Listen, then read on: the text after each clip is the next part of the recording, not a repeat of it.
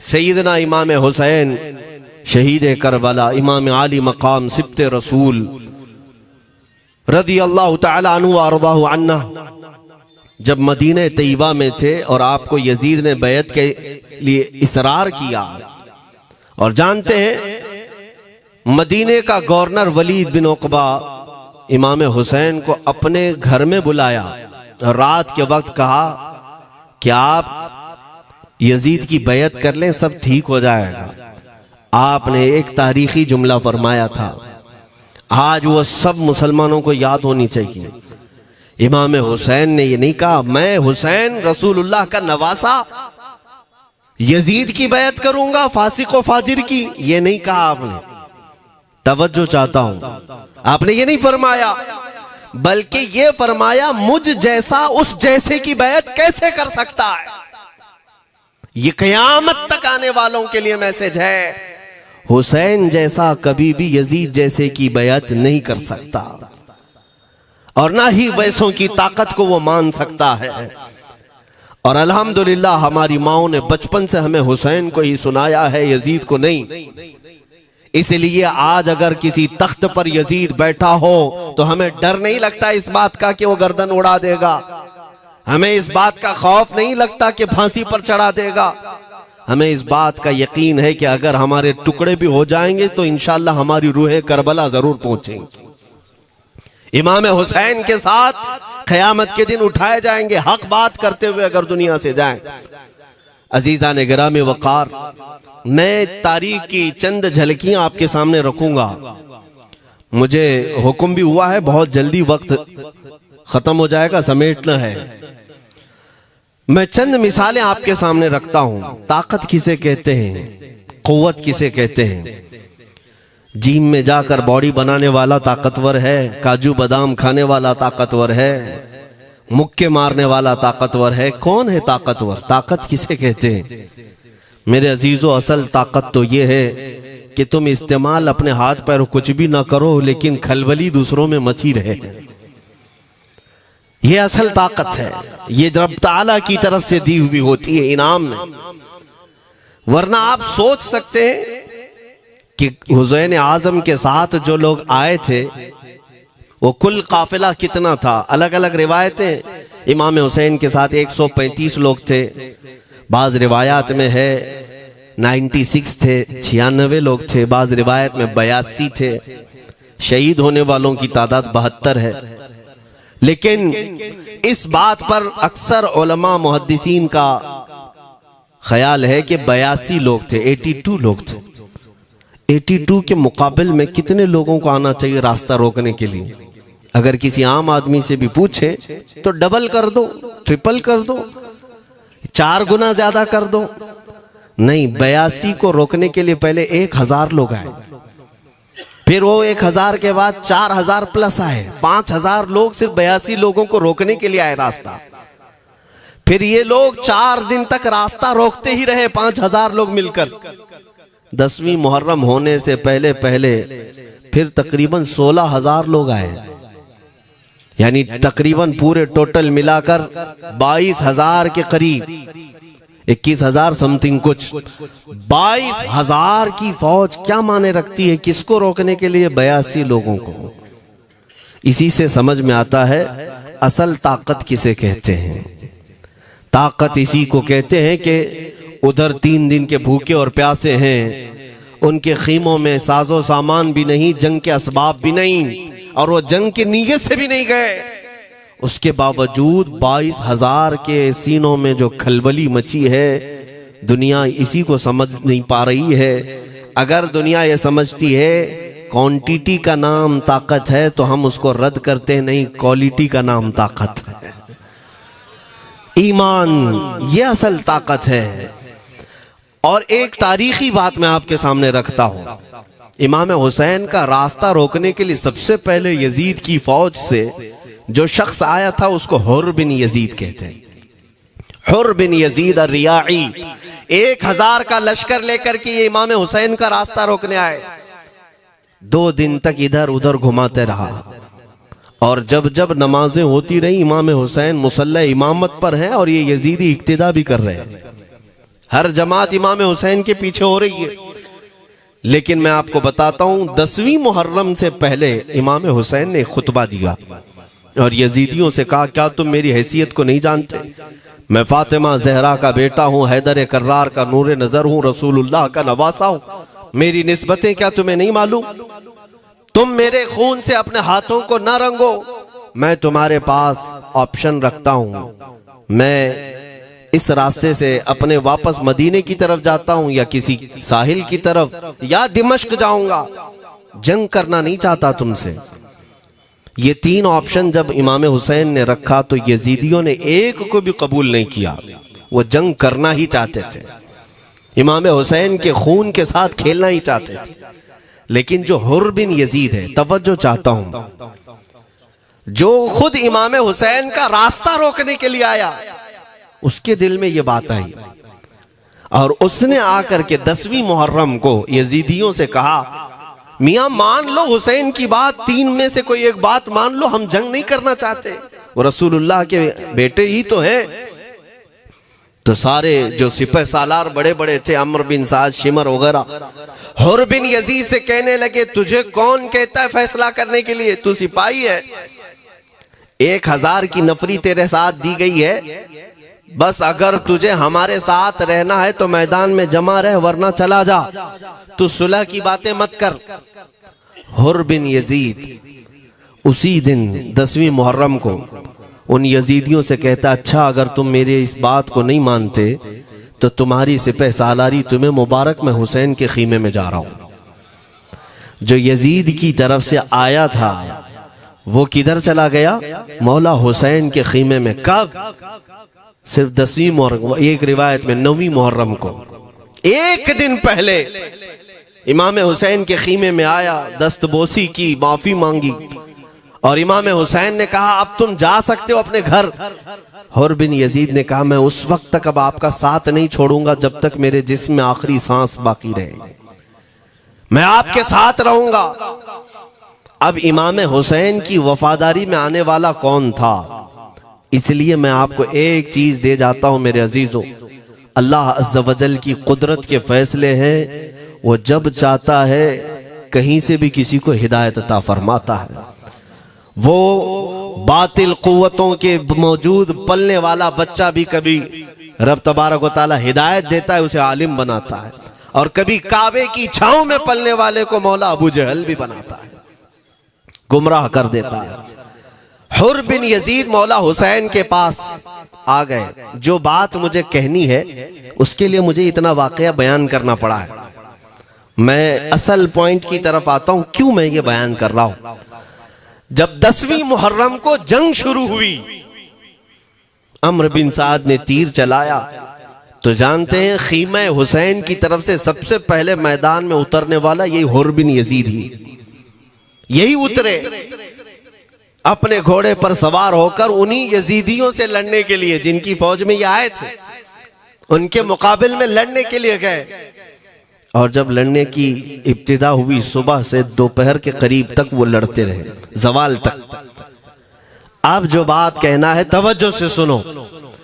हुर बिन यजीद ने सुबह से लड़ाई की, बहुतों ने वहां पर मैदान जंग में मुकाबला आराइयां की हैं, लेकिन हुर बिन यजीद की जो लड़ाई है वो तारीख में लिखी हुई। आज उन्होंने यजीदियों के साथ जो जंग किया, कई घंटे जंग करने के बाद, जानते हैं तन्हा हुर बिन यजीद ने 120 यजीदियों को कत्ल किया। 120 की तादाद, एक घोड़सवार एक ही है, 120 को मार गिराया। उसके बाद जामे शहादत नोश किया। मैं तारीख पढ़ रहा था, वहीं पर हमने किताब को रोक दी। बहुत सारे लोग करबला के वाकयात में इमाम हुसैन के खानदान के बच्चों के शहादत तो बयान करते हैं, उनके जिस्म कट गए, उनके ऊपर घोड़े दौड़ाए गए, लेकिन तुम ये नहीं जानते कि हुसैनी शहजादों ने बातिल कुव्वतों के कैसे छक्के छुड़ाए थे। एक एक जवान ने मुकाबिल में आने वालों को उनकी औकात कैसे याद दिलाई थी। अब सुनो, हुर बिन यजीद 120 को मार गिरा सकते हैं, वो भी एक दिन पहले खीमा हुसैन में आने वाला, एक दिन पहले खीमा हुसैन में आने वाला। बात समझ में आ रही है? अभी जो एक दिन पहले खीमा हुसैन में आ जाए उसकी ताकत का हाल ये है, जो पैदाइशी हुसैनी हो उसकी ताकत का हाल क्या हो। मेरे अजीजों, ताकत किसे कहते ये समझो। यह और बात है कि लोगों को अपनी ही औकात मालूम नहीं, अपनी हैसियत मालूम नहीं है। होता क्या है मैं आपको बताऊं।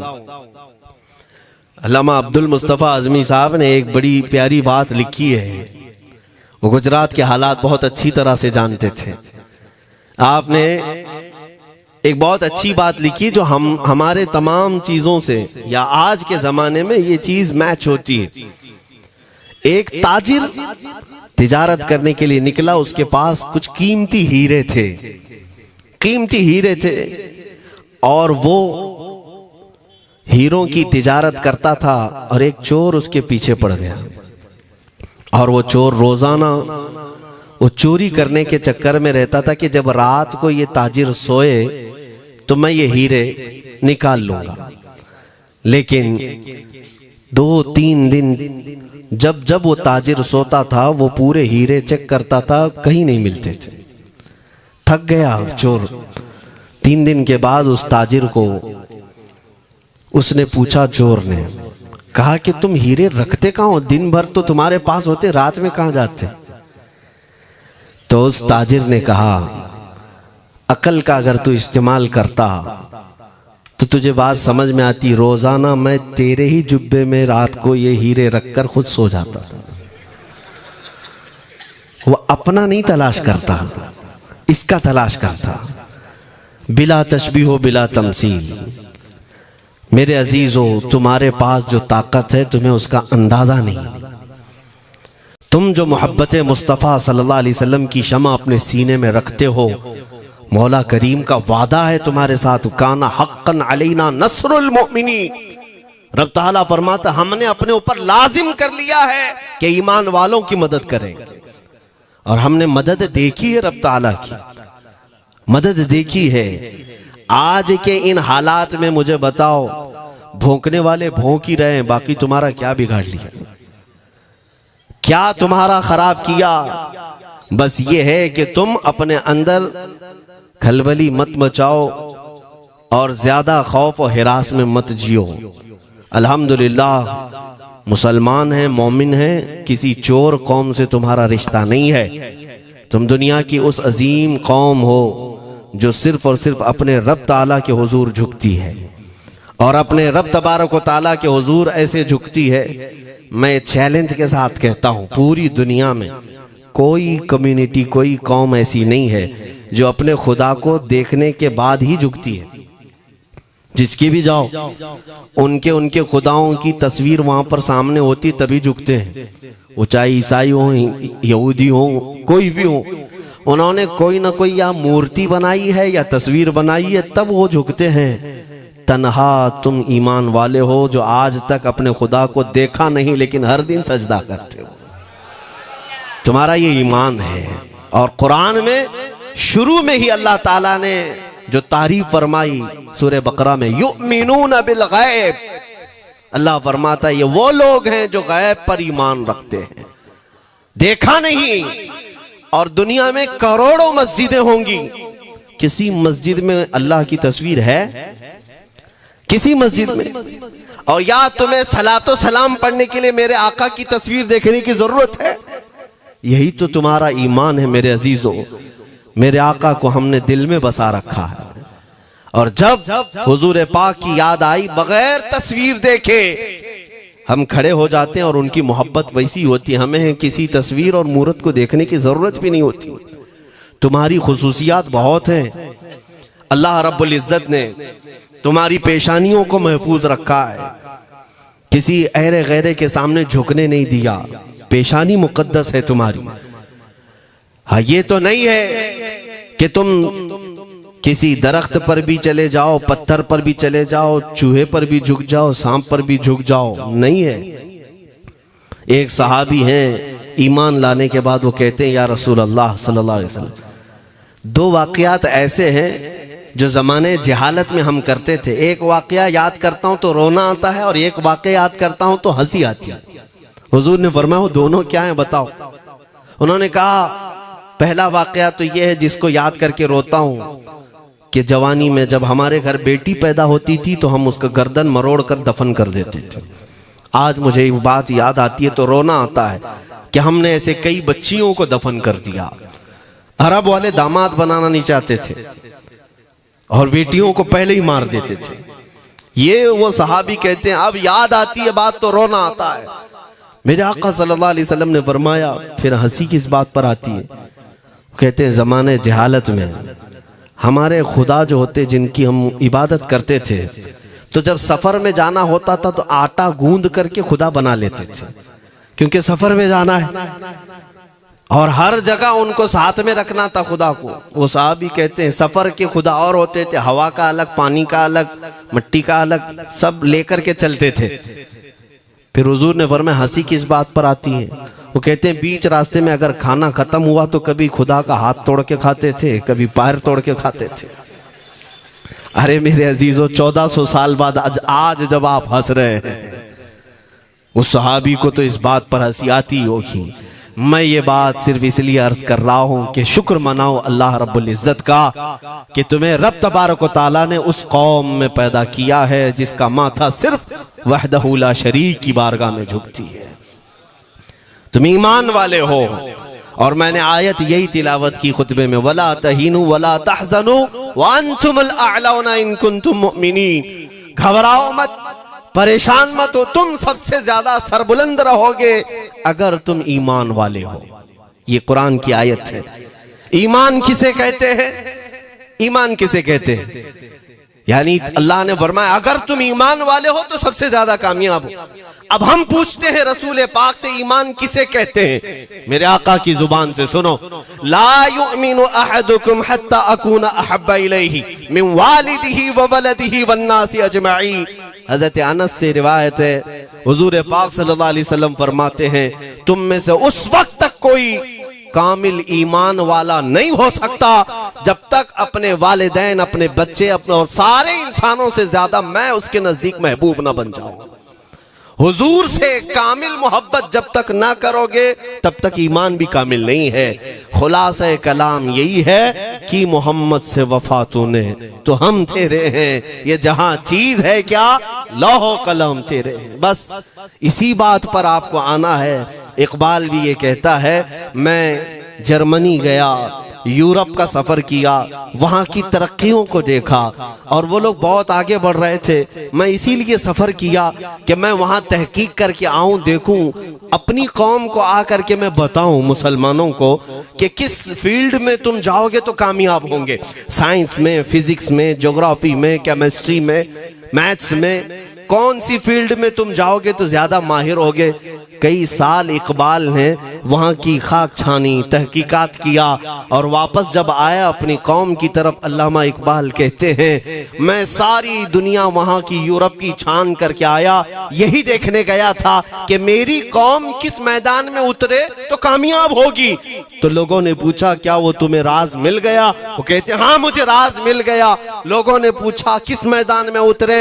तो इकबाल कहता है मैं तो राज को पहुंचा, अपनी कौम को बताता हूं तुम्हारी तरक्की का राज सिर्फ इतना ही है कि मोहम्मद से वफा तूने, कि मोहम्मद से वफा तूने तो हम तेरे हैं। ये जहां चीज है क्या लौह कलम तेरे हैं।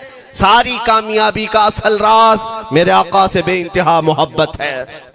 मैं दीनी शख्सियात की बात अपनी जगह पर, जो जिसको आप दुनियावी उलूम कहते हैं, लाओ मैथ्स का कोई बहुत बड़ा माहिर रियाजीदान या कोई साइंटिस्ट आपको ऐसा लगता हो, लाओ मेरे आला हज़रत इमाम अहमद रजा फाजिल बरेलवी के सामने। जानते हैं आप उस आला हजरत फाजिल बरेलवी ने 55 उलूम पर अपनी तहकीकात लिख दी हैं। बाकी जानते कितने थे वो अल्लाह ही बेहतर जाने। एक बात मैं आपको बता रहा हूं, मैथ्स में, मैथमेटिक्स में उनके पास ऐसी ऐसी इजादात थी। एक किताब आला हजरत ने लिखी है ज्योमेट्री पर, आज के बच्चे जो कॉलेज पढ़ते हैं वो जानते होंगे। ज्योमेट्री की भी कई उसमें अक़साम लिखी गई हैं, और आला हजरत ने एक किताब लिखी है कश्फुल इल्ला अन सिमतिल क़िबला, क़िबला पहचानने का इल्म।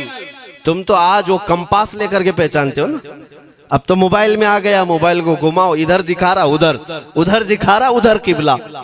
मेरे अजीजों, इस्लाम मशीनों से नहीं चलता है। इसका सेल चला गया तो क्या तुम्हारा इस्लाम चला जाएगा? इसकी बैटरी चली गई तो क्या तुम्हारा दीन चला जाएगा? नहीं, इस्लाम मुकम्मल कवायद और ज़वाबित के साथ है। सारी मशीनें खत्म भी हो जाएं, इस्लाम ने तुम्हें कायदे बनाकर दिखाए हैं, प्रैक्टिकल। ये क़िबला पहचानने का इल्म होता है। शहर का तूलुल बलद अर्जुल बलद देखना होता है, बहुत सारी उसमें चीजें, उसकी सतह समंदर से ऊंचाई कितनी है, फिर सितारों को देखा जाता है, फिर पहचाना जाता है क़िबला, उसको हिसाब में लगाया जाता है। आला हजरत ने ये जो किताब लिखी पूरे 1400 साल में है, आला हजरत की ये किताब, जिसमें 10 कायदे खुद उन्होंने इजाद किए, उनसे पहले किसी ने नहीं लिखी, खुद उन्होंने इजाद किए। और उसके बाद आला हजरत ने चैलेंज के साथ कहा कि मैंने, फकीर ने ये 10 कायदे इजाद किए हैं, इस पर कोई अमल करके क़िबला पहचानना चाहे तो उस पर अमल करके खड़ा हो जाए। अगर हिजाबात हटा दिए जाएं तो काबा उसकी नाक के सामने होगा। आला हजरत ने लिखा है काबा ऐन उसकी नाक के सामने होगा। परफेक्ट कायदे उन्होंने लिखे।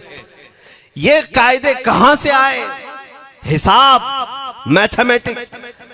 जो अलीगढ़ के प्रोफेसर अपने फंसे हुए मसाइल हल करने के लिए आला हजरत के पास आए, वाकयात आपने सुने होंगे। अब मैं आपसे कहता हूं, एक बहुत बड़े प्रोफेसर साहब अलीगढ़ के, वो लंदन या ऑक्सफोर्ड जा रहे थे या जर्मनी जा रहे थे कुछ मैथ्स के फंडे हल करने के लिए।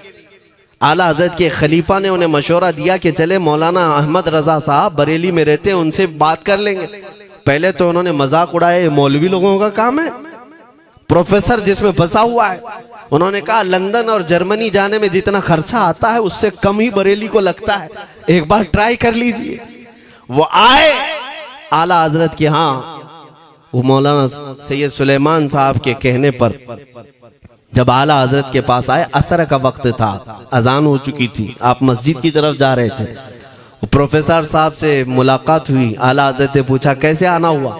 उन्होंने कहा एक बहुत पेचीदा मसले में फंस गया हूं, मैथ्स का, रियाजी का, हिसाब का हल नहीं होता, इसके लिए मैं बाहर का सफर कर रहा था। आपके शागिर्द मौलाना सुलेमान साहब ने कहा कि आपसे मिलने। आला हजरत ने कहा दिखाएं क्या मसला है? उन्होंने कहा इतने शॉर्ट टाइम में ये हल नहीं होगा, नमाज के लिए आप जा रहे हैं। आला हजरत ने फरमाया फिर भी दिखाओ। आला हजरत को उन्होंने वैसे ही खड़े दिखाया। देखते ही आला हजरत ने उंगलियां रखी और कहा इसका यहां से, इसका यहां से, फलां का यहां से, इस तरह आप लगा करके देख ले, मैं असर की नमाज से फारिग होकर आता। वो प्रोफेसर साहब कहते हैं उन्होंने चुटकियों में यूं हल किया, मैं जब बैठ करके उस मसले को लगाया तो तुरंत 2 मिनट में वो मसला हल हो गया। अब जिसके लिए मैं ये वाकया अर्ज कर रहा हूं सुनो। वो हैरत में आंखें फटी फटी रह गई उस प्रोफेसर साहब की। उधर नमाज होने के बाद आए आला हजरत, तो वो अश करने लगे। कहा मौलाना साहब मैं पहली मर्तबा देख रहा हूं कि मदरसे का कोई मौलवी मैथ्स के इतने टफ फंडे को हल कर लेता हो। मौलाना ये तो बताएं ये रियाजी और ये मैथ्स के मसले आपने किससे सीखे? कौन है आपको? किस कॉलेज में, किस यूनिवर्सिटी से आपने सनद हासिल की है? यही मुझे कहना है मेरे अजीज। अब आला हजरत का जवाब सुनो। कहते हैं जनाब मैंने अपने वालिद से सिर्फ प्लस माइनस और मल्टीपल के मसले सीखे, जमा, नफी और ज़रब हमारे वालिद साहब ने बस इतना ही सिखाया। और उस वक्त बचपन में मुझे मंतिक, फलसफा, ये सब किताबें पढ़ने का शौक था। मैं हिसाब के, ज्योमेट्री के ये किताबें लेकर बैठा। मेरे वालिद आए, देखा, पूछा अहमद रजा क्या पढ़ रहे हो? मैंने दिखाया ये मंतिक है, फलसफा है या हिसाब की किताबें हैं। मेरे वालिद ने वो किताबें अपने हाथ में ले ली और कहा, जा रसूलुल्लाह की हदीसें पढ़, सदक़े में सारे इल्म दे दिए जाएंगे। आला हज़रत फरमाते हैं, उसके बाद मैंने अपनी जिंदगी मेरे मुस्तफ़ा के कदमों में लगा दी। ये जो आप देख रहे हैं ये मेरे मुस्तफ़ा के कदमों से छन कर मुझे मिला है। बस बात समझ जाओ, ताकत इसी को कहते हैं। नबी पाक सल्लल्लाहु ताला अलैहि वसल्लम से बेइंतहा मोहब्बत करने वाला वो दुनिया के किसी मैदान में भी तन्हा नहीं होता, तन्हा नहीं होता। अजीजा ने गिरामी वक़ार, मैं इस बात की तरफ आपको ले जाता हूँ। एक सहाबी हजरत सलमा बिन अकवा रदियल्लाहु ताला, इनको राजिलु रसूलिल्लाह कहा जाता है। हुजूर सल्लल्लाहु अलैहि वसल्लम के ऐसे सिपाही जितने गज़वात में गए, जितनी जंगों में गए, कभी घोड़े पर नहीं बैठे, पैदल। और वह ऐसा पैदल चलते थे कि कोई घोड़ा भी उनके साथ नहीं पकड़ पाता उनको जब वो भागते थे। घोड़ा भी अपनी तेज रफ्तारी के बावजूद उन्हें नहीं पकड़ पाता। उनको वो लक़ब मिला था राजिलु रसूलिल्लाह, चल करके सफर करने वाला रसूलुल्लाह का सिपाही। एक बार ऐसा हुआ, एक बनु कार्रा का शख्स जिसका नाम अब्दुर्रहमान है, ये मुनाफिक था, खबीस था। इसने तकरीबन 400 लोगों को जमा किया, अपने हम मिजाज लोगों को, और मदीने पर रात के वक्त एक बगीचे पर हमला किया, पूरे बगीचे को आग लगा दिया। और उसके बाद फिर जो खजूरें थी वहां से सब लूट लिया, लूट करके अपने घोड़ों पर रख लिया और निकल पड़ा। उस वक्त सिवाय हजरत सलमा बिन अकवा के कोई नहीं था। उधर 400 लोग लूट मार कर रहे हैं और खजूरें जमा कर रहे हैं, और ये तन्हा साहबी। इस साहबी का हाल ये है, घोड़ा भी नहीं होता था कभी नहीं। अब इनको जलाल आया कि मेरे मुस्तफ़ा के शहर की एक खजूर भी मैं बाहर जाने नहीं दूंगा जो चोरी करके जा रहा है। उसके बाद आपने पीछा करना शुरू किया। और हकीकत देखें, आप जब हदीस पढ़ेंगे, आला हजरत ने अल मलफूज में भी इसको नकल फरमाया। जब तक मैं ये हदीस पढ़ रहा था, इतनी हंसी भी आती है और उनकी इस बहादुरी पर दिल खिल जाता है और सीना चौड़ा होता है कि वो अकेले किस बात पर भाग रहे थे। उनके पीछे 400 लोगों के पीछे भाग रहे हैं। अच्छा, कोई ये कहे कि नादान आदमी है, 400 लोगों को नहीं देख रहा, अकेला भाग रहा है। हो सकता है इनको कोई कह दिया हो, लेकिन मुझे हैरत उन 400 पर हो रही है जो एक से डर के भाग भी रहे थे। वो भी भाग रहे हैं, एक दौड़ा रहा है और 400 भाग रहे हैं। वह अब्दुर्रहमान कार्रा का रहने वाला कारी भागा जा रहा है और सबसे कह रहा है, सलमा बिन अकवा से अपनी अपनी जान बचा लो। इसीलिए मैं कहता हूं ये बुज़दिल कौमें हैं, मेरे मुस्तफ़ा के गुलामों का मुकाबला करने की सकत नहीं रखती, जिसके सीने में इश्क़ मुस्तफ़ा हो। 400 भागते रहे और ये भगाते रहे बहुत दूर तक।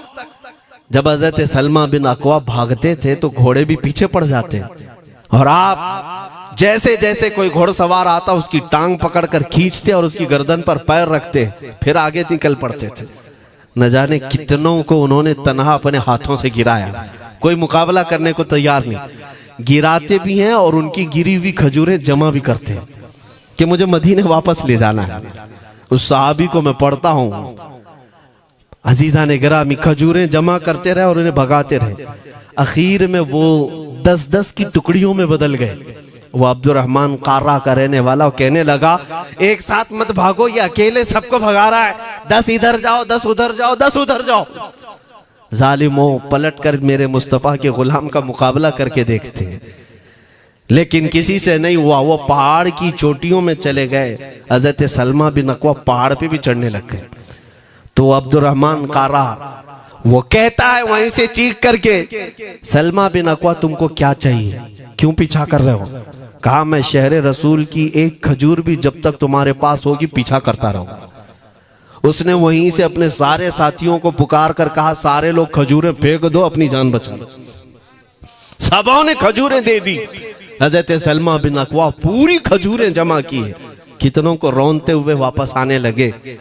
जानते हैं, एक सहाबी और है हज़रत अबू क़तादा, जिनको फारिसु रसूलिल्लाह कहा जाता है। उनका घोड़ा दौड़ता हुआ, उनको दौड़ाता हुआ हजरत अबू कुतादा उस पर हैं और 10 लोग और साथ हैं। वो हजरत सलमा बिन अकवा की मदद के लिए आ गए। जब वो आए तो ये अक्सर को तो गिरा चुके थे, खजूरें ले भी चुके थे। हजरत अबू कुतादा 10 सहाबा के साथ जब आए, हजरत सलमा बिन अकवा की और मदद हो गई।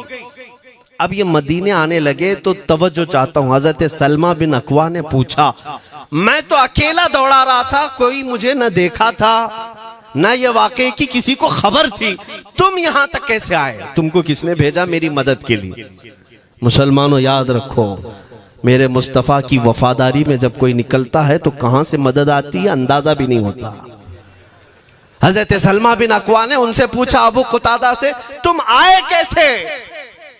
हजरत अबू कुतादा ने जो जवाब दिया वो और ताज्जुब का था। कहा, हमने नहीं देखा, हमको मालूम भी नहीं तुम किसके साथ गए हो, हमें ये वाकया भी नहीं मालूम, लेकिन हम अपने खीमे में बैठे थे, हमारा ये घोड़ा दौड़ता हुआ है, ये घोड़ा दौड़ता हुआ आया और दोनों पैर बार बार उठा करके हिनहिनाने लगा।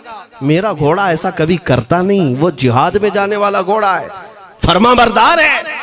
अबू कुतादा ने उसको सहलाया लेकिन फिर भी वो खामोश नहीं हुआ।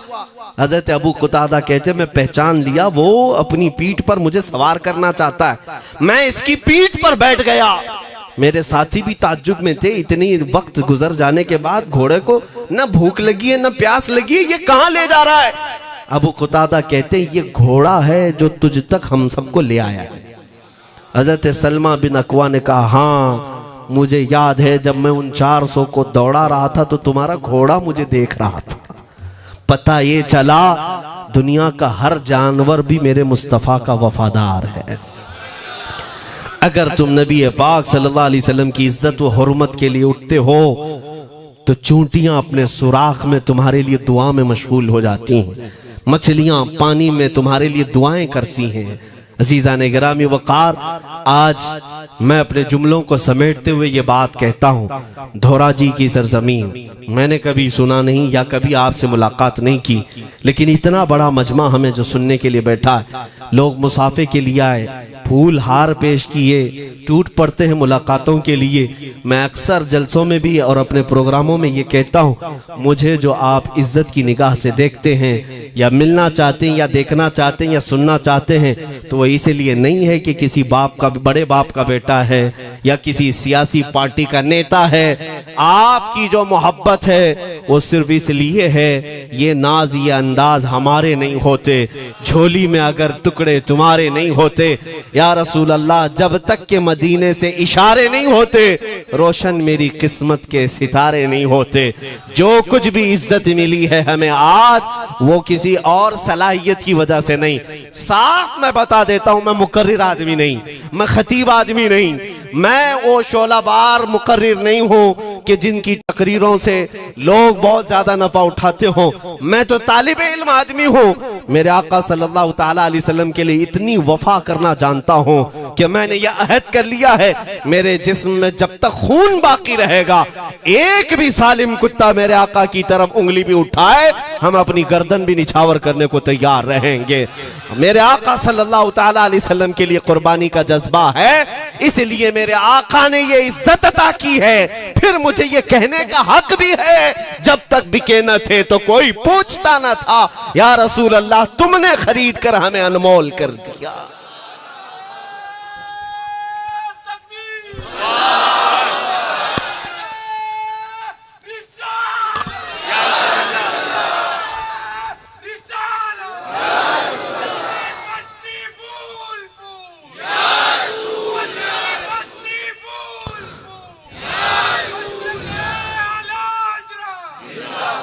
मेरे अजीजों, इस बात पर आज तुम्हारा इत्तिहाद होना है, आज तुम्हारा इत्तिहाद होना है। मैंने काफी इलाकों के दौरे की और देख लिए, लोग जो कहते हैं हम बिखरे हुए हैं, बटे हुए हैं, टुकड़ों में हैं, लेकिन मैंने सबको देखा, यकीनन फिरकों में भी बटे हैं, सिलसिलों में भी। हालांकि सिलसिलों में इख्तिलाफ होना नहीं चाहिए, जो सलासिल हक्का हैं वो सब मदीने तैयबा की नहरें हैं, इख्तिलाफात नहीं, लेकिन उसके बावजूद बटे हुए लोग हैं। एक दूसरे से मुसाफा नहीं करना चाहते, एक दूसरे के पीछे नमाजें नहीं पढ़ना चाहते, जो खाली सुन्नी होकर भी, ईमान वाले होकर के भी। मैं बहुतों से ये शिकायतें सुना कि हम में बहुत सारे इख्तिलाफात हैं, लेकिन इसका हल तकरीरें हैं, तहरीरें हैं, लोगों को समझाना है, इस्लाह करना है, सब करके देख लिया। लेकिन एक बात मैंने खुद प्रैक्टिकल देख लिया कि 1000 टुकड़ों में क्यों ना बटे हों, लेकिन मेरे मुस्तफ़ा का नाम आ जाए तो हर कोई मुत्तहिद नजर आता है। ये हमने देख लिया है, ये हमने देख लिया है।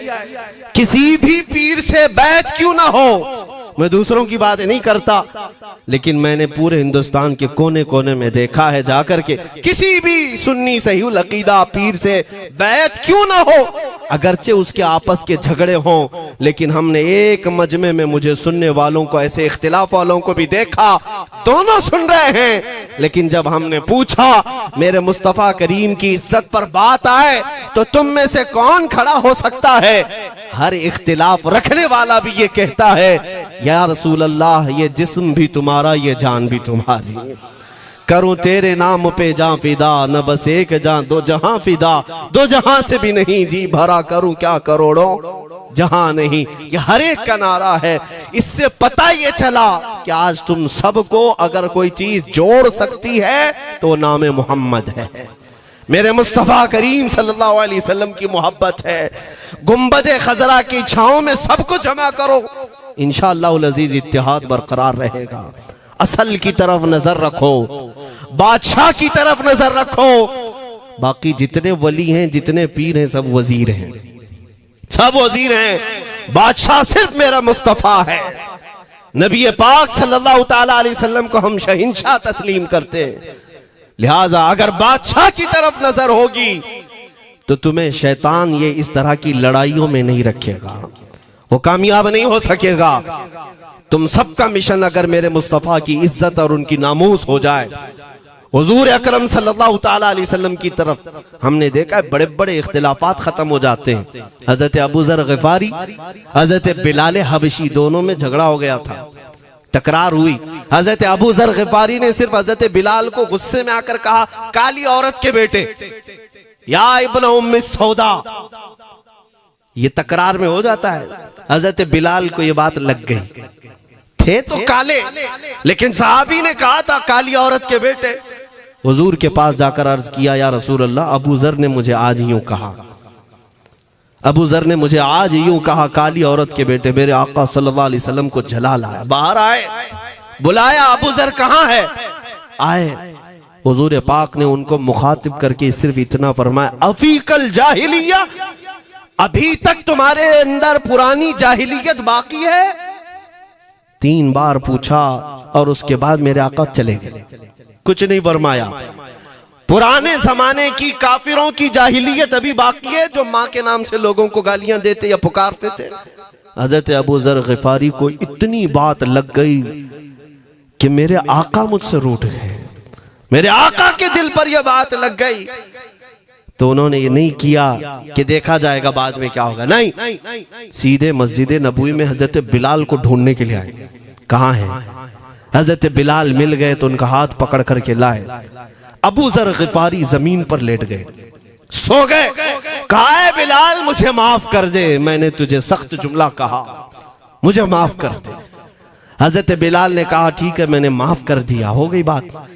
लेकिन हजरत अबू ज़र ग़िफ़ारी ने कहा, नहीं, मेरा दिल इस पर सुकून नहीं मानेगा। एक काम करो ए बिलाल, तुम अपना ये पैर मेरे चेहरे पर रगड़ो, ये तुम्हारा तलवा जिसको मैंने काला कहा था, उसी तलवे से मेरे चेहरे पर तुम रगड़ो, ताकि मुझे मेरी हैसियत पता चल जाए। हजरत बिलाल क्या उनकी बात पर अपना पांव उनके चेहरे पर रगड़ देते? दोनों हाथों से उनको जमीन पर उठाया और सीने से सीना लगाया। कहा है अबू ज़र, कैसी बात करते हो? जिस आका के तुम गुलाम हो, उसी आका का मैं भी गुलाम। मैंने ये तारीख में पढ़ा है, अगर सख्तियों को कोई चीज जोड़ सकती है तो वो मेरे आका की मोहब्बत है और मुस्तफा करीम की मोहब्बत है। तुम्हारे सीने चौड़ा कर देगी, तुम्हारा दिल कुशादा कर देगी, तुम अपनों को एक्सेप्ट करने लग जाओगे अपने नबी की निस्बत पर।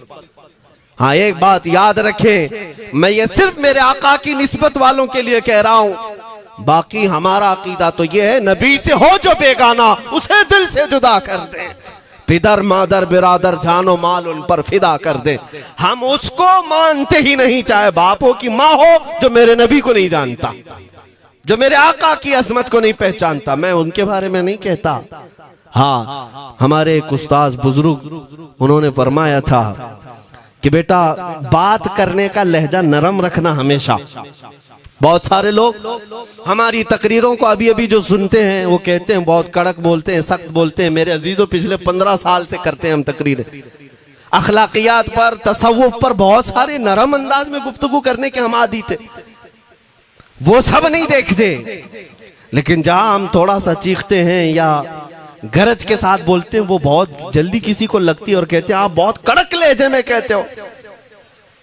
90% हमने नरम लहजे में बात किया है, लोगों को अखलाकियात सिखाया है।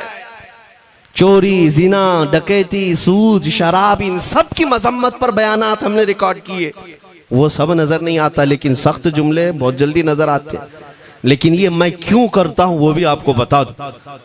हमारे एक बुजुर्ग उस्ताद ने फरमाया, कहा कि बेटा नरम गुफ्तगू करने की आदत रखना, इसलिए कि मेरे आका सल्लल्लाहु अलैहि वसल्लम की सुन्नत है नरमी से कलाम करना। लेकिन एक बात याद रखना, जिंदगी भर नरमी से बात करो, लेकिन मुस्तफा करीम सल्लल्लाहु अलैहि वसल्लम की एहानत या दुश्मनी किसी में देखो तो फिर न तुम्हारी जुबान मीठी होनी चाहिए, न दिल नरम होना चाहिए, न दिमाग ठंडा होना चाहिए।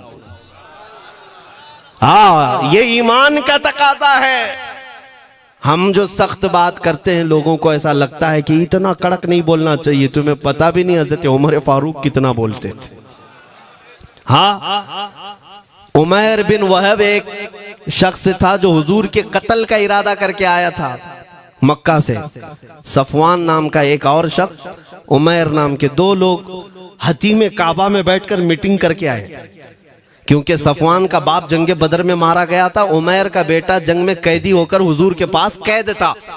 दोनों का प्रॉब्लम सेम था। दोनों लोग हतीम काबा में बैठ करके फैसला करते हैं। सफवान ने कहा मैं तुझे बहुत पैसे दूंगा, एक तलवार को जहर में बुझा कर जाओ मदीने और मोहम्मद का कत्ल करके आओ सल्लल्लाहु अलैहि वसल्लम। उमैर बिन वहब तलवार छुपा करके मदीने आया, लेकिन जिस वक्त वो आया, हजरत उमर फारूक चंद सहाबा के साथ मस्जिद नबवी के बाहर खड़े थे। देखते ही उसकी गर्दन में जो है ये गमछा डाला, रुमाल, और कहा खुजू हादल कल, पकड़ो इस कुत्ते को। ये हजरत उमर की जुबान से निकलेंगे, कहते हैं पकड़ो इस कुत्ते को। यही वो है जो बद्र के अंदर, मैदान बद्र में मक्का वालों को भड़का रहा था जंग पर हुजूर के खिलाफ। यहाँ मदीने में आया है, पकड़ो इसको। हजरत उमर बाहर ही सब कर देते, लेकिन कहा कि मैं हुजूर से पूछ के आता हूँ इसका करना क्या है। मेरे आका के पास गए, कहा या रसूल अल्लाह, वो शैतान कुरैश आया है, कुरैश का शैतान आया है उमैर बिन वहब, और मुझे लगता है वो बुरी नीयत से आया है।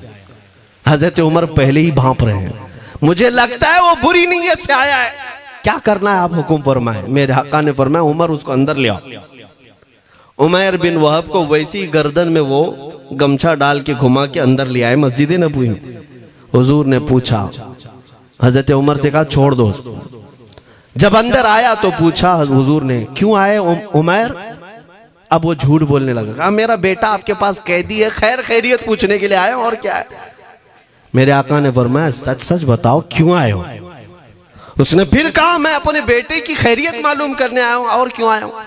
हुजूर ने फरमाया खैरियत मालूम करने आए तो तलवार लेके क्यों आए हो। उसने तलवार दिखाने के लिए फेंक दिया, कहा इस तलवार का क्या होना है। तलवार तो हमारे पास बद्र में भी थी, लेकिन पता आप ही के साथ थी। बड़ी बड़ी बातें करने लगा। मेरे आका को जलाल आया और कहा उमैर वो बात क्यों नहीं बोलते जो तुम सफवान के साथ काबा के हतीम में बैठकर करके आए हो। मदीने में बैठा रसूल खाने काबा में होने वाली गुफ्तगू को सुन रहा है। दूर और नजदीक के सुनने वाले वो काने लाले करामत पे लाखों सलाम। ये हदीस मौजूद है, सही हदीस है। इसी हदीस के तर्जुमानी करते हुए हम तो ये अकीदा रख ही सकते हैं ना, हम यहाँ से पुकारें वो वहां से सुने, मुस्तफा की समाअत पे। हाँ, ये अकीदा बरेली वाले का जो है वो अपने पेट का अकीदा नहीं, ये सहाबा का अकीदा है। मेरे अजीजों, जब मेरे आका ने फरमाया वो बात बताओ जो हतीम काबा में करके आए हो, अब थर थर थर कांपने लग गया। इससे इस रसूल से क्या छुपाएं जो हतीम काबा में तन्हाई में होने वाली मीटिंग को भी जानता हो। कहा अब मैं क्या बताऊं जब आपको सब मालूम है। अब मैं जो कहना चाहता हूं वो ये है, अशहदु अन्नका मुहम्मदन रसूलुल्लाह, मैं गवाही देता हूं कि आप मोहम्मद अल्लाह के रसूल हैं सल्लल्लाहु अलैहि वसल्लम। ईमान ले आए। अब सुनिए मेरे अजीजों, ईमान लाने के बाद हुजूर पाक सल्लल्लाहु अलैहि वसल्लम ने तलकीन फरमाई कि अब इस्लाम पर कायम रहो, ईमान पर बरकरार रहो। कत्ल करने के लिए आया, मेरे मुस्तफ़ा का गुलाम बन गए। अब उसके बाद हजरत उमर क्या कहते हैं, हजरत उमर जो गमछा गले में डाल के अंदर लाए थे, अब गले में हाथ डालकर बाहर ले जाते हैं। और बाहर जो साथी खड़े थे उन सबको मुखातिब करके कहते हैं, लोगों सुनो। हजरत उमर के अल्फाज सुने, कहते हैं थोड़ी देर पहले ये जो शख्स तुम देख रहे हो, मुझे खिंजीर इससे अच्छा लगता था। अल्लाह, ये लफ्ज भी है, वल्लाही इन्नी लअहब्बु खिंजीरन मिन हाज़ा। कहते हैं कि इससे बेहतर मैं खिंजीर को समझता था, क्योंकि ये दुश्मन रसूल था। लेकिन अब सुनो ऐ लोगों, अब मेरे सगे बेटे से ज्यादा मुझको ये अजीज है, इसलिए कि मेरे आका का गुलाम। यही ईमान है, यही ईमान है। अजीजान गिरामी, खुलासा कलाम मेरी बात का यही है, मोहम्मद की मोहब्बत दीन हक की शर्त अव्वल है। इसी में हो अगर खामी तो सब कुछ नामुकम्मल है। इकबाल ने क्या खूब कहा था, अगर पहचानना हो तो मेरे अजीजों पहचानो, तुम मेरे आका सल्लल्लाहु अलैहि वसल्लम के कदमों तक अगर पहुंच गए तो यही दीन है। बमुस्तफ़ा बरसा खैश के दी हमाउस, गर्ब उन रसीदी तमाम बुल हबीस। अपने आप को हुजूर तक पहुंचा दो, इसी का नाम दीन है। और अगर वहां तक नहीं पहुंच सके, जिंदगी पूरी अबू लहब की तरह है। हो ना ये फूल तो बुलबुल का तरन्नुम भी ना हो, चमने दहर में कलियों का तबस्सुम भी ना हो ना ये साकी तो मैं भी ना हो, खुम भी ना हो, बस में तौहीद दुनिया में ना हो, तुम भी ना हो। या रसूल अल्लाह, खीमा अफलाक का इस्तादा उसी नाम से है, नबज़ हस्ती तपश आमादा उसी नाम से है। दश्त में दामने कोहसार में मैदान में है, बहर में मौज की आगोश में तूफान में है, चीन के शहर मराकश के बयाबान में है, और पोशीदा हर मुसलमान के ईमान में है। वो मेरे आका की जात ही है, हर जगह है, और उसी की तरफ हमें सबको मुतवज्जे होने की आज जरूरत है। ताकत किसका नाम है, मैंने शुरू इसी बात से किया था, इसी पर खत्म करता हूं। ताकत और कुव्वत सिर्फ बॉडी बनाने को नहीं कहते, ताकत और कुव्वत सिर्फ और सिर्फ काजू बादाम खाने को नहीं कहते। ताकत और कुव्वत उसके अंदर है जो देखने को अगरचे कमजोर लगता हो, लेकिन दुश्मनों के सीने उसकी याद से ही आज भी खलबली मच जाती हो। हमने देखा है 100 साल पहले की बात, आला हज़रत इमाम अहले सुन्नत फाजिल बरेलवी इमाम अहमद रजा खां, नाम तो हर बच्चा जानता है आज, और अपनों से ज्यादा गैर भी जानते हैं और थरथराते भी हैं। लेकिन क्या कभी तुमने आला हजरत की सीरत में यह पढ़ा कि उनका जिस्म कैसा था? उनका जिस्म कैसा था? बहुत लहीम शहीम, चौड़े सीने वाले, बड़े बाल वाले, ऊंचे चेहरे वाले? नहीं मेरे अजीजों, तारीख में आप पढ़ोगे आला हजरत कसरत से लिखने की वजह से, कसरत से इबादत की वजह से, जिस्मानी एतबार से बड़े दुबले पतले थे, बड़े दुबले पतले थे। लोग देखने वालों ने यह कहा है, जिस्मानी साख्त ऐसी नहीं थी कि कोई पहलवान नजर आता हो, दुबले पतले थे, नहीफ थे, देखने में कमजोर लगते थे। लेकिन मजाल है जब वो आशिक रसूल का कलम चलता था, कलम चलता था, और वो भी यूं पुकार कर कहता था, ये रजा के नेज़े की मार है, क्यादू के सीने में गार है, किसे चारा जोई का वार है, कि ये वार वार से पार है। और फिर उन काफिरों को कहा था उस इमाम अहले सुन्नत ने, किल के रजा है खंजरे खूंखार बरकबार। ये कोई दावा नहीं कर सकता आज। किल्क किसको कहते हैं समझा भी देता हूं मैं आपको। किल के रजा, आला हज़रत अपने कलम को कह रहे हैं, किल्क मतलब कलम, रजा का कलम कैसा है? खंजरे खून खार बरकबार, यानी खून पीने वाला खंजर और चमक पैदा करने वाली जो बिजली होती है। आला हज़रत बड़े नरम दिल भी थे, रहम दिल भी थे। अपनों को जब नवाजते थे तो बेहिसाब नवाजते थे। आजिजी ऐसी कि बच्चों से भी माफी मांगते, आजिजी ऐसी। और अपने पीर खाने पर जाने की बात आए तो चप्पलें कितनी दूर छोड़ जाए। गुरूर और घमंड की बात नहीं, लेकिन जब मेरे मुस्तफा के दुश्मनों से मुकाबले की बात आती तो यूं कहते, तुम क्या समझते हो किल के रजा है खंजरे खूंखार बरकबार, आदा से कह दो खैर मनाए न शर करे। ये बात ईमान के तकाजे की है। मैं आज हर आलिम से मिंबर पर बैठे हुए और हर मोमिन से यही कहना चाहता हूं, जो मेरे मुस्तफा की इज्जत की बात आए सर चढ़कर बोलना सीख जाओ। मेरे आका ने फरमाया है, जालिम और जाबिर बादशाह के सामने हक बात का ऐलान करना सबसे अफजल जिहाद है। और ये तो कर ही सकते हो। उन पाखंडियों को लफ्ज़े जिहाद से भी डर लगता है और लफ्ज़े जिहाद पर ही बड़ा प्रोपेगेंडा करते हैं। मुझे इस बात का कोई खौफ नहीं। हाँ, लोग ये कहते हैं मौलाना जिहाद के लफ्ज पर थोड़ा साइड होकर के बात कर लेते हैं। तुम बुज़दिल क्यों बने जा रहे हो? लफ्ज़े जिहाद एक पाकीज़ा लफ्ज है, मुकद्दस लफ्ज है। इस लफ्ज को अगर निकाल दिया तो मेरे आका की आधी सीरत खत्म हो जाएगी। कैसे बताओगे नबी पाक की सीरत? बदर को क्या कहोगे? तकरार हुई थी। खंदक, ओहद, तबूक, खैबर, ताइफ, ये सब को क्या कहोगे? तकरार हुई थी। जिहाद लफ्ज है, सेल्फ डिफेंस का नाम है। इतना हक तो हर एक को है मेरे अजीजों। लेकिन ये तो आज मैं ये बात भी नहीं कर रहा हूं तुमको तलवार उठाओ, बंदूक उठाओ, गोली मारो, बंदूक से लो, ये सब बातें तो हम करते भी नहीं, हमें जरूरत भी नहीं। लेकिन हमें पता है हमारे अल्फाज ही काफी हैं। मेरे आका सल्लल्लाहु ताला अलैहि वसल्लम की मोहब्बत जिसके सीने में हो, मेरे आका ने जब ये फरमाया है कि हक बात का ऐलान करना सबसे अफजल जिहाद है, तो इस पर तो हर कोई आज अमल कर सकता है। हक बात कहो, मिंबरों से कहो, और ट्रस्टियों से भी कहता हूं उलमा को कहने की आजादी भी दो कि वो बुज़दिल न बनाए। खौफ न रख रजा जरा, तू तो है अब्दे मुस्तफा। एक बात समझ करके चले, हम मुल्क के खिलाफ, कानून के खिलाफ नहीं बोलना चाहते। मुल्क हमारा भी है, देश हमारा भी है, और यहाँ के कवानीन जिस पर हम अमल कर रहे हैं, खुशी से अमल कर रहे हैं। लेकिन इन जालिमों ने क्या बना दिया है, इनके नजदीक देश पूरा मोदी है। हाँ, इन साहब के बारे में मत बोलो, वो देश है। कल को अगर नहीं रहे तो देश चला जाएगा। मेरे अजीजों, किसी व्यक्ति, किसी शख्स की गलत पॉलिसियों पर तनकीद करने का नाम देश के खिलाफ बोलना नहीं है। हम अपने देश से मोहब्बत ऐसी करते हैं, ऐसी करते हैं। आज भी आजादी का दिन है ना, आजादी का दिन है। ये लगे हाथों ये बात कह करके गुजरता हूं। आज भी जा करके देखें, इंडिया गेट पर सबसे ज्यादा शहीदों के नाम जो लिखे गए हैं वो मुसलमानों के हैं। इनको क्या पता है 1857 से जो अंग्रेजों के खिलाफ लड़ रहे थे, ये लड़ रहे थे। आजादी का परचम सबसे पहले बुलंद करने वाला कोई संगी नहीं था, वो शहीद टीपू सुल्तान था। सबसे पहले तोपमैन हिंदुस्तान का, अंग्रेजों के खिलाफ आवाज बुलंद करने वाला।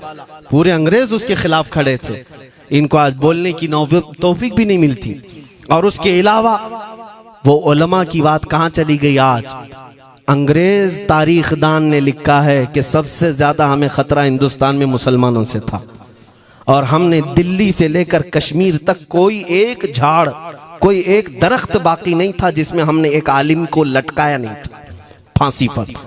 जिनकी तादाद गिनी गई है तो तकरीबन 26,000 उलमा को इन्होंने फांसी दी थी, दिल्ली से लेकर कश्मीर तक। मुझे बताओ, जजीरा अंडमान निकोबार में किसको भेजा इन्होंने? मौलाना फजल हक खैराबादी, इनायत अहमद काकोरवी, ये तमाम वो लोग हैं। अल्लामा इनायत अहमद काकोरवी, जिनकी किताब आज तकरीबन हर मदरसे में पढ़ाई जाती है, इल्म उस्सिक़ा। ये किताब यहाँ चटाई पर बैठकर लिखी हुई नहीं, उस जेल की दीवारों पर लिखी हुई किताब। उसको पढ़ करके आज बच्चे आलिम बनते, हम भी पढ़े। ये वो लोग हैं जिनको सिर्फ और सिर्फ हक बात कहने की बुनियाद पर जिंदगी भर जेल में डाल दिया गया। आज ढूंढ करके निकालो मौलाना फजल हक खैराबादी का मजार कहाँ है, और अंडमान निकोबार में। जहां काला पानी की सजा दी जाती थी। किफायत अली काफी का नाम सुना है मेरे अजीजों? ये नाम का जिक्र आना तो हक बनता है आज की रात जरूर। मुरादाबाद शहर का वो आलिम रब्बानी, वो सिर्फ और सिर्फ मुजाहिद आजादी नहीं बल्कि फना फिर रसूल भी था। आप इसी से अंदाजा लगा लें, आला हजरत जैसा आशिक, हदायके बख्शिश लिखने वाला। आला हजरत के अशार तो पता है ना, इमामुल कलाम कहते हैं। आला हजरत की नातों को इमामुल कलाम कहते हैं। सारे कलामों का इमाम आला हजरत की नाते हैं। पढ़ करके देख लो, वजद आ जाए हुजूर की नाते। लेकिन उस आला हजरत से पूछा गया, आप किसकी नाते पसंद करते हैं? आला हजरत फरमाते हैं, मैं सिर्फ दो ही लोगों की नाते सुनता हूं, या तो हसन रजा बरेलवी की या अल्लामा किफायत अली काफी की। आला हजरत जिसकी नाते सुनते हो, इसी से अंदाजा कर सकते हो किफायत अली काफी कौन थे। मैं अक्सर जगहों पर इनका तस्करा करता हूं ताकि बच्चों के जहनों में ये बात मुंतकिल हो जाए। अब मैं आपको बताऊं, उनकी जुबान में अल्लाह ने वो ताकत दी थी कि वो जब इश्क रसूल पर बोलते थे तो हजारों का मजमा रोने लगता था, उनकी तरफ आ जाते। और अंग्रेजों को ये बात कतान पसंद नहीं थी। उन्हें कई तरह से गिरफ्तार करने की कोशिश की गई। आखिरकार एक मुनाफिक के जरिए से मौलाना किफायत अली काफी को गिरफ्तार करने के लिए अंग्रेज आए। कितने जानते हैं? 3000 लोग आए एक आलिम को गिरफ्तार करने। हमेशा कुत्ते झुंड में ही आते हैं। हाँ, मॉब लिंचिंग भी जो है ना, कुत्ते झुंड में ही करते हैं। किफायत अली काफी रहमतुल्लाह अलैह को गिरफ्तार करके ले गए दारुल इमारत में। अंग्रेजों ने रात के वक्त किफायत अली काफी के कपड़े खोले और उनके जिस्म पर गर्म स्त्री फेरी। स्त्री से पूरा दागते थे और जब चमड़ी जल जाती थी तो उस पर नमक छिड़कते थे। हफ्ता भर तक अल्लामा किफायत अली काफी को उन्होंने ये दर्दनाक सजाएं दी।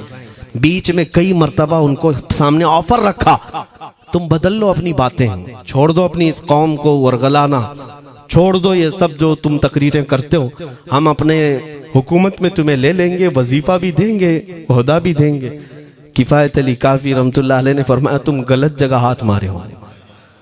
हाँ, ये वो जगह नहीं है जहां से 500 पाउंड लेकर के कौवा भी हलाल कर दिया जाए, हर चीज जो है तुम्हारे हिसाब की बना दी जाए। ये वो जगह नहीं है। किफायत अली काफी रहमतुल्लाह अलैह ने कहा, मेरा दीन इतना सस्ता नहीं है, इतना सस्ता नहीं है।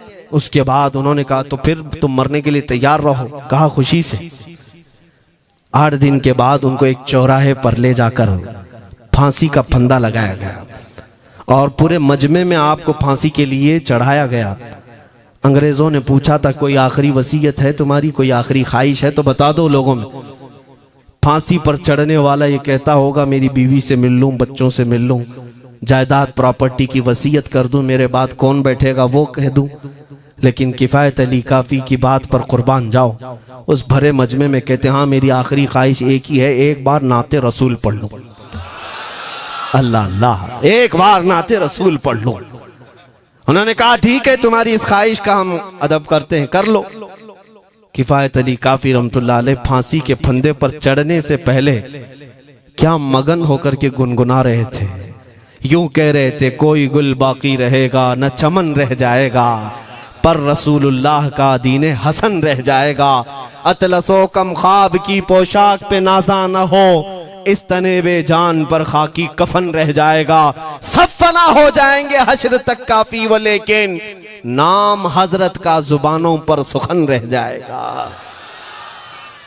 ये नाते पाक गुनगुनाते हुए चढ़ गए फांसी के फंदे पर। लोगों ने देखा फांसी तो लगी लेकिन लबों पर उसी तरह की मुस्कुराहट थी। क्यों? ये राज है मेरे अजीजों, मरने वाला ही जानता है। फंदा बाद में लगता है, आमिना का लाल पहले तशरीफ लाता है। मौत का दर्द उसे क्या होगा जो जमाले मुस्तफा देख रहा हो, मेरे आका सल्लल्लाहु ताला अलैहि वसल्लम की तरफ महव हो। अब सुनो, मैं ये बात क्यों कह रहा हूं, तुम इन बातों से घबराना नहीं, इन बातों से डरना नहीं कि कल को अगर आपके मिंबर पर बैठकर खिताब करने वाला ये आपका गुलाम मर जाता है, कट जाता है, कोई मुझे मार देता है, तो इस बात का यकीन रख लेना, दीन रुकेगा नहीं। और मेरे आका सल्लल्लाहु अलैहि वसल्लम के नामूस और उनकी इज्जत में कोई कमी आने वाली नहीं। हमारे मर जाने से कुछ नहीं होना है, इसलिए कि हर सुन्नी बच्चा जानता है इस्लाम जिंदा होता है हर करबला। हम मरने के बाद इस बात का यकीन रखते हैं, अगर हमारी मौत हो गई इस रास्ते में तो इस्लाम की आबियारी होगी, इस्लाम और फूलेगा फलेगा। और हुआ यही, किफायत अली काफी को फांसी का फंदा देकर 8 दिन तक जश्न मनाया था अंग्रेजों ने। जब मौलवी चला गया जो लोगों को तकरीर करता था, हजारों का जमा करता था, हुजूर अकरम सल्लल्लाहु अलैहि वसल्लम की मोहब्बत की बातें करता था, चला गया, हमने फांसी दे दी। लेकिन इन जालिमों को मालूम नहीं मेरे खुदा का कानून क्या है, कुदरत खुदाबंदी का कानून क्या है। मुरादाबाद शहर में ये किफायत अली काफी को 1857 के पहले फांसी दे रहे हैं, और उसी साल मुरादाबाद के करीब बरेली शहर में अल्लाह ताला अहमद रजा पैदा कर रहा है।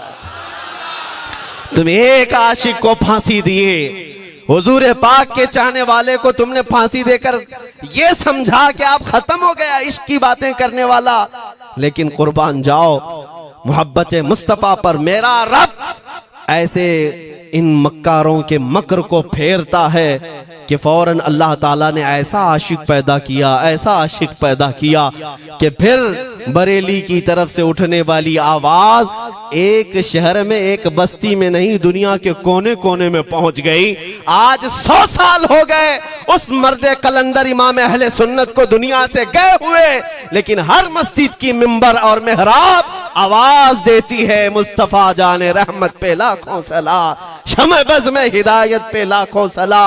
और फिर हमारे बच्चे भी ये आज कह जाते हैं, डाल दी कल्ब में अज़मत मुस्तफा, सय्यदी आला हजरत पे लाखों सला। ये निजाम है मेरे मौला का, एक चिराग तुम बुझाओगे मौला 100 चिराग रोशन फरमाएगा।